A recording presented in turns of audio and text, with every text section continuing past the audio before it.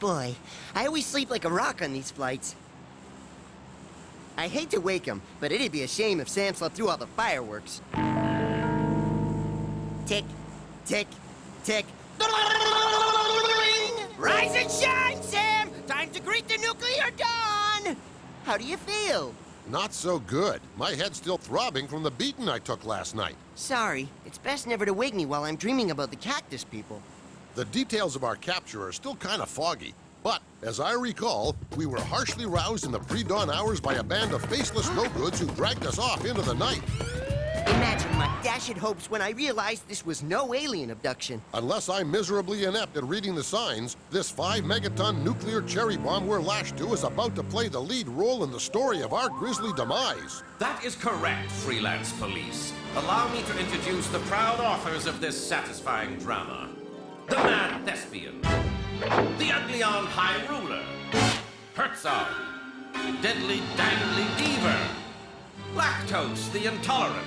I see you! With top billing going to yours truly. Mack Salmon again? You'd think someone could freshen up the menu? That's the last time I fly this airline.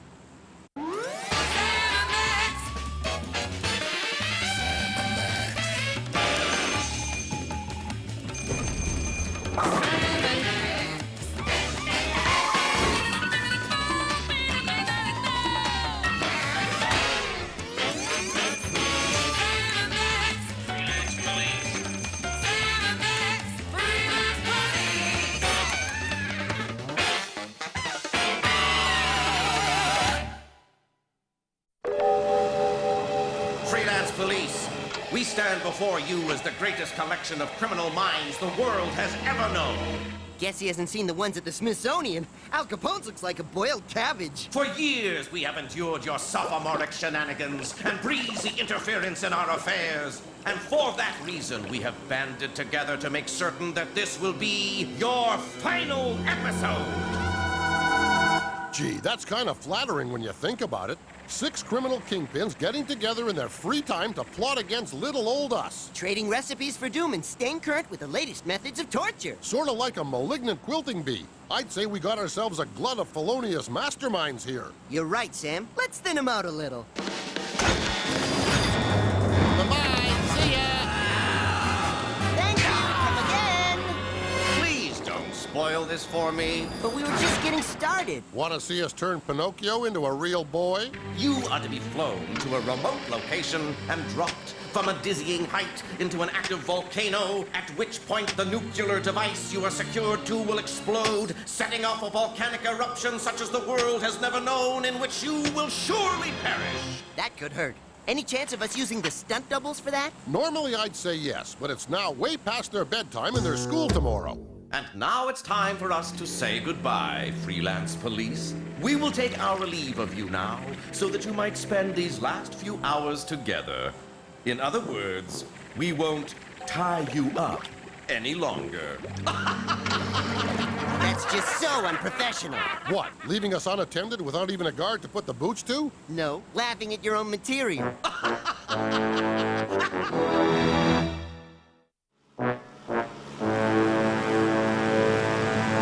I say, quite a sticky wicket, what? Even if we could slip these bonds, we've got a fancy fish, an ugly alien, a naughty wooden boy at the controls, and a giant floating head guarding the door. I see you! I guess this is it then. The end of the line for the freelance police. Afraid so. But it's been some fun, eh, Max? It sure has, Sam. My earliest childish memories are of us doing dumb stuff together. Remember the time we accidentally set Dad's briefcase on fire and buried it in the backyard? No, Max, that happened to the beaver. Oh, yeah.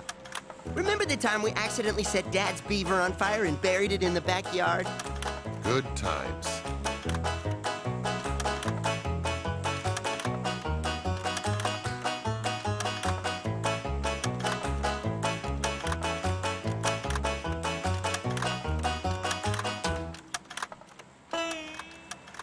Hold it, Sam. Is this turning into one of those shows where we sit around and reminisce, thereby recouping 80% of the episode cost via the use of clips and archive footage? Yes, it is, Max. Now stop talking, stupid. It's costing money.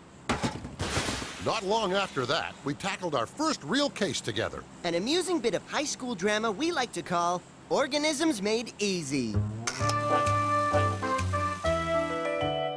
Will these awkward teenage years never end? Who knew the mixing of two unstable compounds like barium hydroxide in my jock would result in such a bizarre biological oops? I like how it lumbers around on its overgrown nose hairs. That's silly, Max. That's for sure. Well, don't just stand there, Sam. Start hucking stuff at it. As I recall, this was a defining moment in our relationship as crime fighters. The first time that our unique problem-solving skills meshed as one. Uh-oh. Sorry about that, Max. Ooh, I feel all tingly, Sam. Why? That's the enzymes at work, little buddy, consuming you in a sort of slow, lazy death. Swim for the waste vacuole, Max. Why? Do you have something in mind? Or do you just like to say waste vacuole? Both, actually. Uh-oh. Now that wasn't too gut-wrenching, was it, little buddy? Maybe for him. I copped his nucleus. Yes, so many memories, so many rich and rewarding experiences. But with all the highs, Sam and I have had our share of lows. As you'll see in this scene from our Christmas clunker, You'll Put Your Eye Out. Sam, if I tell you something, promise you won't get mad? It's Christmas, doughhead. Nothing could make me flip my lid at this time of brotherhood and good cheer. Funny you should mention headwear. I needed something to mix up our traditional Yuletide nog, and well, I got careless. No!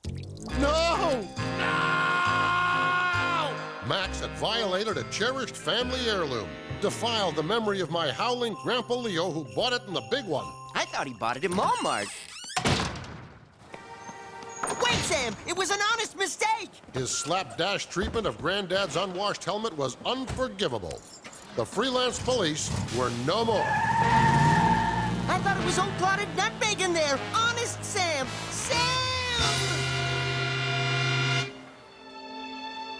Going our separate ways, Sam headed to Alaska and the Iditarod, where he became the lead dog in the heavily favored sled team. Despondent over the breakup, Max let his appearance go to pot and became a burden to society. But after falling asleep in the park, Max woke up on the wrong end of a can of Sterno. Luckily for me, the thought of spending Christmas with a wild pack of sweaty hounds was not what Sam had in mind. So I waved goodbye to the folks back home and drove that dog team for New York City.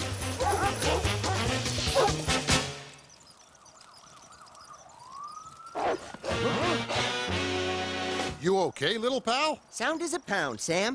Boy, those were great times. The thrills, the adventures. The callous disregard for homicidal transient life, followed by our trademark riding off into the sunset. And as I recall, that was the winter we made our big impact on the news media. It was also the winter of our discontent, for it was around that time we met Lorne.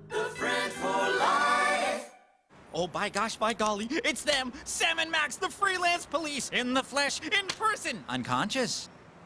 Their airways are blocked, their hearts have stopped. Don't die, Sam and Max, we only just met. Not these people!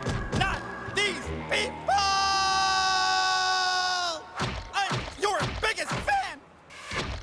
Nothing! No response! They're just lying there, crying out to me in voices that only I can hear, begging me to issue unto them the breath of life. I think I'll start with Sam.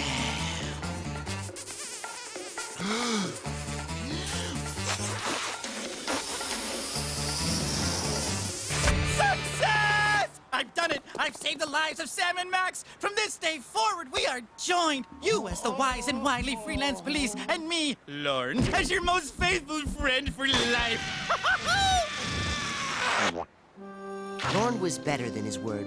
He became as good a fan, as good a pest, and as good a friend for life as the good old city ever knew. And it was always said of him that he knew how to glom onto celebrities well. May that be truly said of all of us, and as Sam and Max most often observed, Help! Help us! Anyone!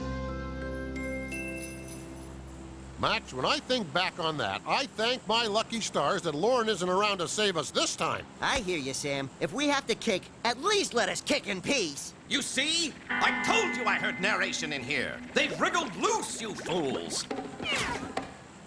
Nope, this changes everything. We can't run the risk of you escaping again.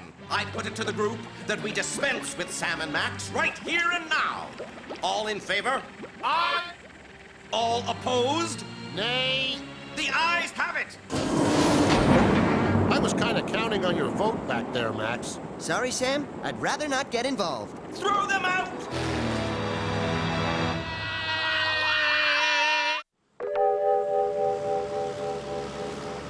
Friends, co-workers, enemies of the deceased, the freelance police are gone. Never again will we encounter their smug, shining faces gloating over the ruination of our affairs. Praise be to me!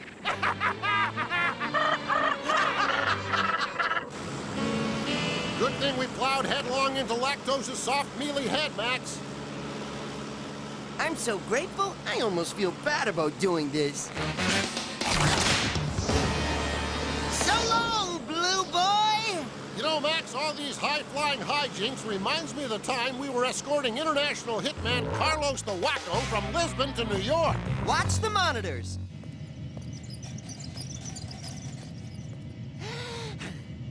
What's wrong, Max? I'm having trouble breathing, Sam. Is it the air pressure, or does our prisoner need his underarms rolled again?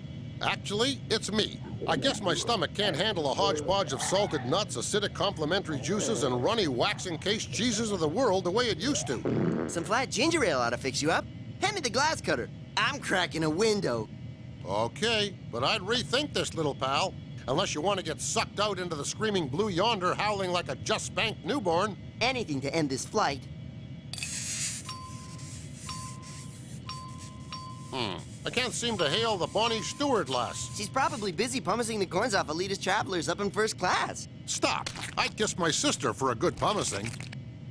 Hey, Max, what's wrong with this picture? Well, for starters, you've lost weight. About 400 pounds that answers to the name of Carlos the Wacko. Look around. You may have slipped down behind one of the seat cushions. He's not here. But I think he dropped this. Look at the colors! Ooh, pretty. Now get rid of it while I chew off my own foot to escape.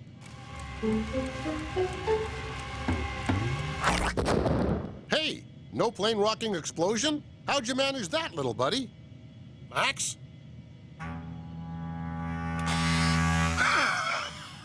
Who's up for a heavily scored foot pursuit as we chase down this dangerous perp? Me! Oh, me!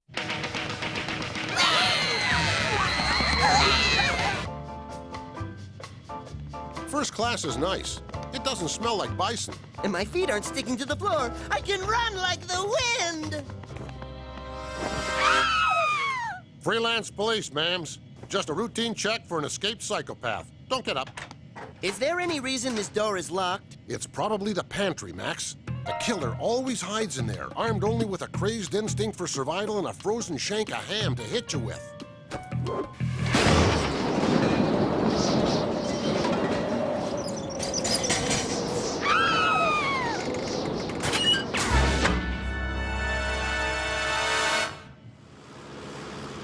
Yes, we've always worked well together. I'm thinking specifically of our greatest, most action-packed moment ever. As you'll see in this next clip from our bare-fisted epic. Die? Hardly. Silence, network dogs! We will now cancel one hostage every hour until you begin airing nothing but figure skating around the clock! Now you be careful. You don't have to worry your pretty big little head about me. Actually, I'm worried about the bazooka. It was a gift from my sweet old granny. Death from above! Oh, what do you know? Bulletproof glass.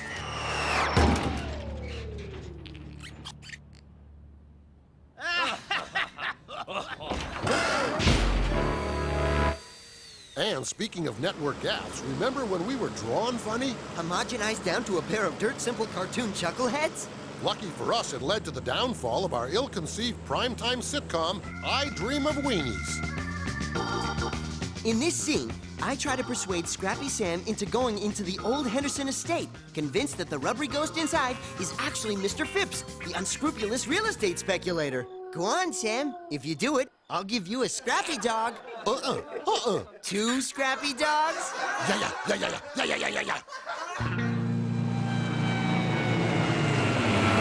Then there was the time you swallowed a wallet. Come out! Praise the Lord! And who could forget the defining moment of our lives? When our sorry existence was forever changed following a chance encounter with Darla Guggenheek. We found her floating down the river in a basket and decided to take her in, knowing that one day she would lead us out of eternal bondage. No, you're thinking of Moses there, little pal. Oh, yeah. How did we meet the geek again? That's cool! Want to come and live in our basement and devote the rest of your life to fighting crime? Okay.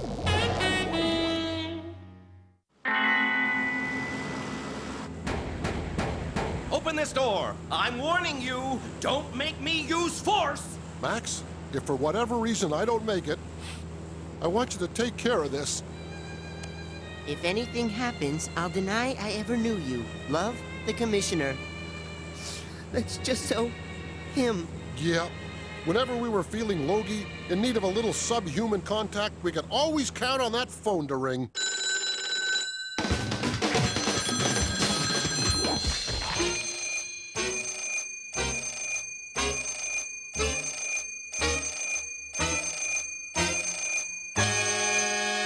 So many memories. Tainted watercolor memories of the way we were.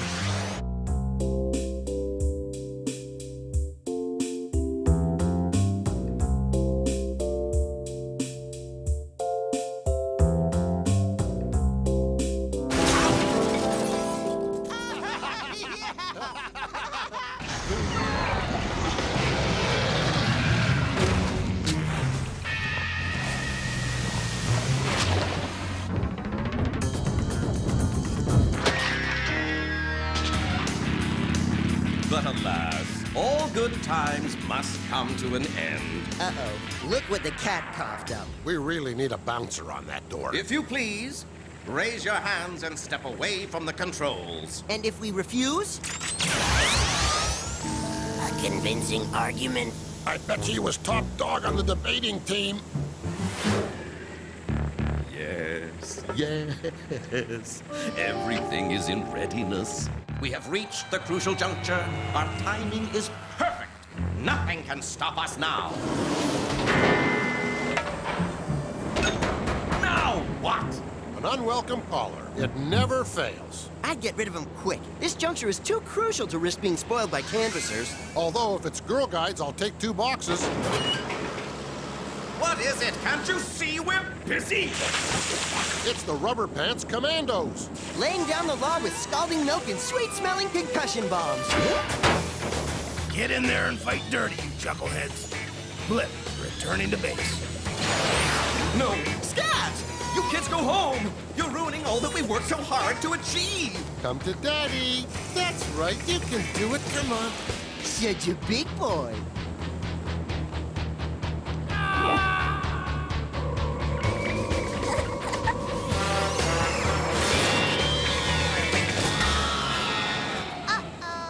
You may have won the battle, freelance police, but I, Mack Salmon, will win the war. For when the force of a volcanic eruption combines with the sheer magnitude of a nuclear blast, I dare say you can kiss your precious world goodbye. You'd think so, wouldn't you? But while you and your friends were so engrossed watching the in-flight movie, I believe it was Free Willy. Max and I took the liberty of replacing the bomb's combustible innards with 600 pounds of our anti-flatulent of choice. No.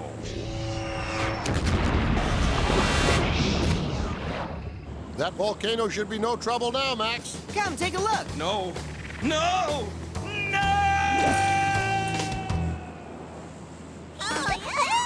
Gosh, they're cute. Almost makes a guy pine for kids of his own, don't it?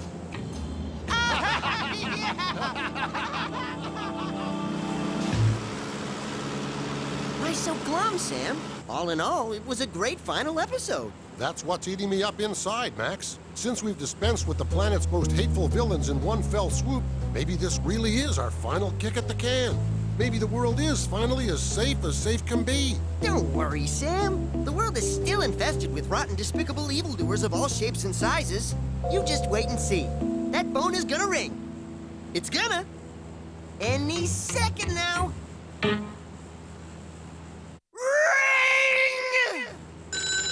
Hey! Forgive me, Max. I never should have doubted you. Ah, go on. Oh, look! Dolphins! I got it! I got it! You cracked me up, little buddy. I got it!